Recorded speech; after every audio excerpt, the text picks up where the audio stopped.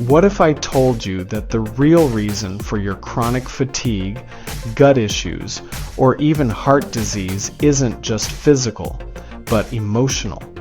You might be following all the right health advice, eating well, exercising, even taking medication, but something still feels off. You're still exhausted, your body still aches, and your mind feels overwhelmed.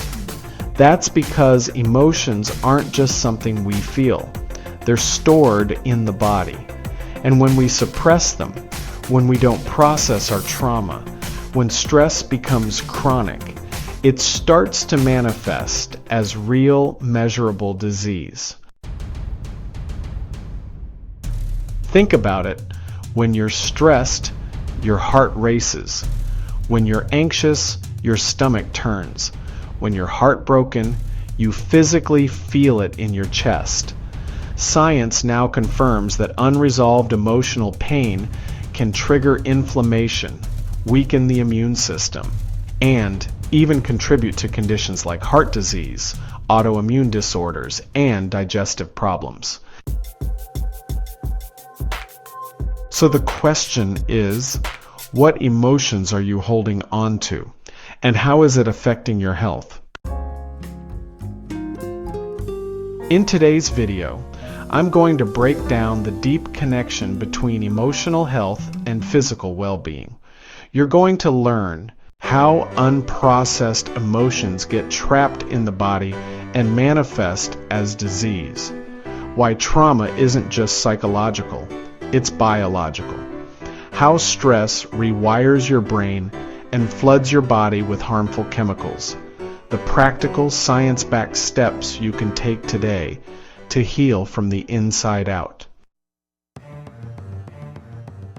Stick with me until the end, because I'm going to give you a simple but powerful challenge, an action step you can take right now to start healing emotionally and physically.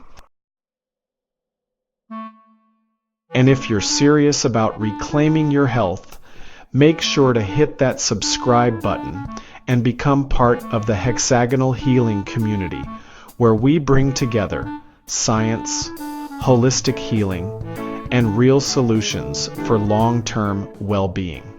Let's get started. The mind-body connection. How emotions affect your physical health. Most of us are taught to treat the body and mind as separate things.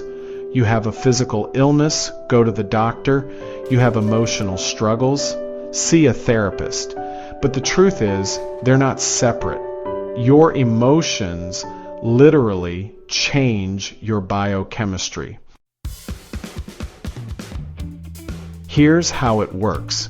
When you experience stress, anger, grief, or fear, your body releases cortisol and adrenaline, stress hormones designed to keep you alert and ready for action.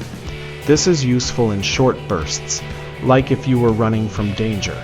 But when stress is chronic, when you're constantly worried, suppressing emotions, or carrying unresolved trauma, your body stays stuck in this fight-or-flight state. Over time, this leads to chronic inflammation, a root cause of heart disease, diabetes, and autoimmune disorders, disruptions in gut health, contributing to conditions like IBS, bloating, and indigestion, increased blood pressure and cholesterol, raising your risk of strokes and heart attacks, weakened immune function, making you more susceptible to illness.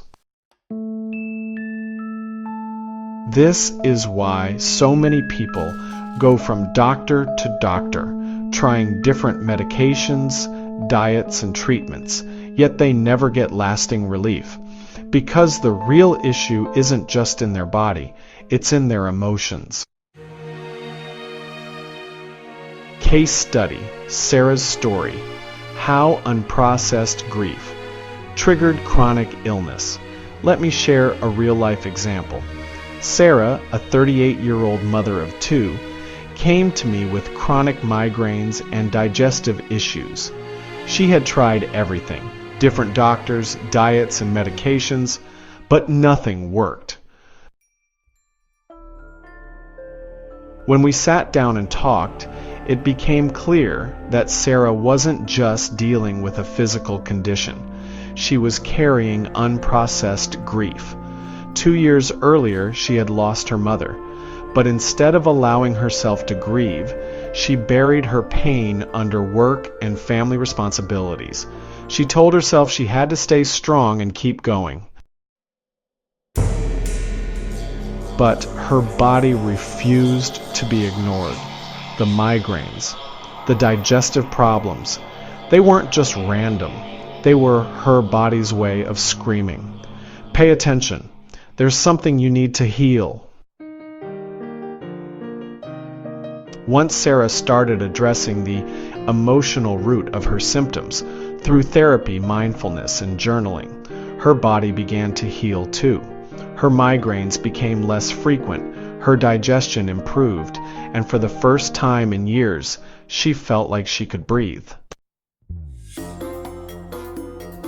Now let me ask you, what emotions have you been suppressing? How to heal. Practical steps for emotional and physical well-being. Healing isn't just about talking about your feelings. It's about processing them, releasing them, and rewiring your nervous system.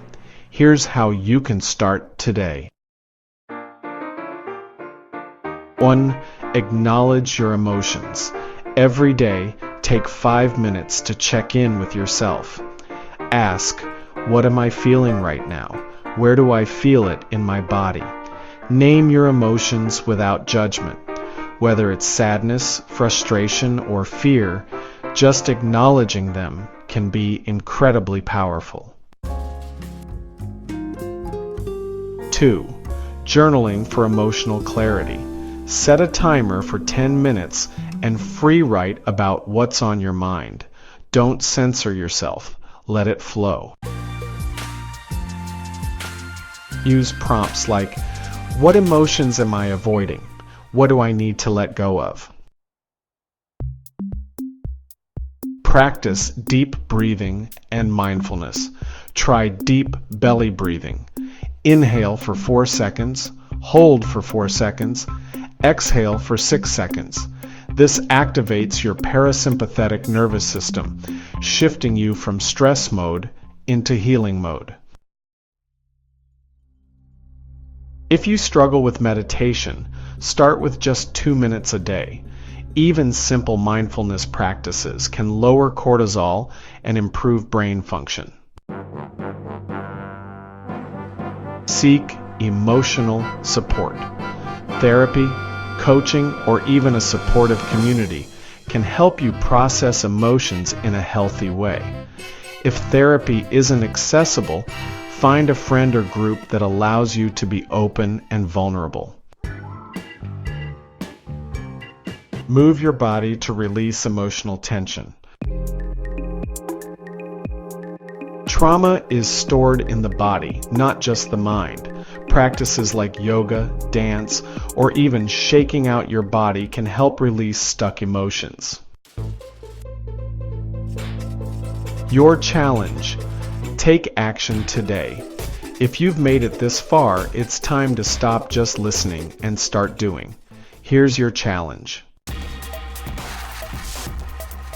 Tonight, take 5 minutes to check in with your emotions.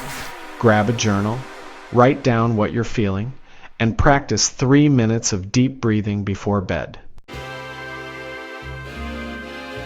Then, come back to the comments and tell me, what did you notice? And if you're serious about healing not just physically, but emotionally and mentally, make sure to subscribe to the channel for daily insights on holistic healing. Comment below with your biggest takeaway from today's video. Share this video with someone who needs to hear this message. True healing isn't just about treating symptoms. It's about addressing the root cause, and that starts inside you. I'll see you in the next video. Take care and keep healing.